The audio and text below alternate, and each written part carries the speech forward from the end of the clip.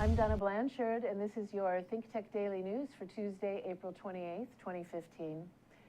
In Nepal today, where rain adds insult to horrendous injury, the death count from Saturday's earthquake has risen to more than 5,000. Prime Minister Sushil Koirala said the toll could reach as many as 10,000. Aftershocks continue to occur, in some cases collapsing buildings weakened over the last 3 days. And residents of this country of only 28 million people are tired, hungry, injured, mourning their dead, and insurmountable losses, and they're getting very frustrated with lack of aid. The government has established 16 large camps in Kathmandu, and any significant help is diluted as authorities are battling mud, debris, rocks, and rain as they try to reach beyond to the city. One senior military official said, though urban residents can protest loudly about their hardships, the most pressing needs are in isolated villages, in remote valleys and mountainsides where the earthquake caused devastating landslides. Despite international condemnation, the Indonesian government executed 8 drug convicts today. The executed prisoners were from Australia, Brazil, Nigeria, and Indonesia.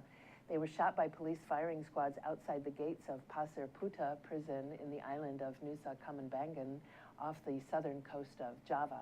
This is the second mass execution in Indonesia this year. In January, 5 foreign drug convicts and 1 Indonesian convicted of murder were shot by firing squads on the island.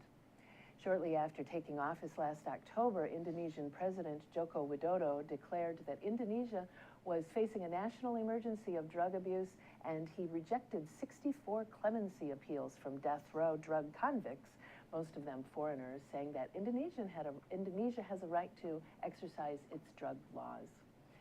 President Obama held a press conference today in the White House Rose Garden in which he responded to the violence in Baltimore and across the country after the deaths of black men at the hands of police. He called it a slow-rolling crisis that demands a period of national soul-searching to resolve.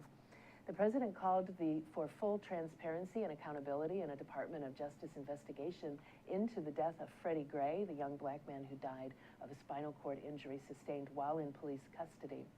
He said his thoughts are with the police officers injured in Monday night's unrest in Baltimore, which he said underscores that that's a tough job and we have to keep that in mind. He later said there are some police who aren't doing the right thing. Making it clear that he has no sympathy for perpetrators of the violence that has erupted, he stated there's no excuse for that kind of violence that we saw yesterday. It is counterproductive. In Washington, the Supreme Court is divided over the question of whether our Constitution guarantees same-sex couples the right to marry. The justices are divided along the usual conservative versus liberal lines, with Justice Anthony Kennedy holding the controlling vote.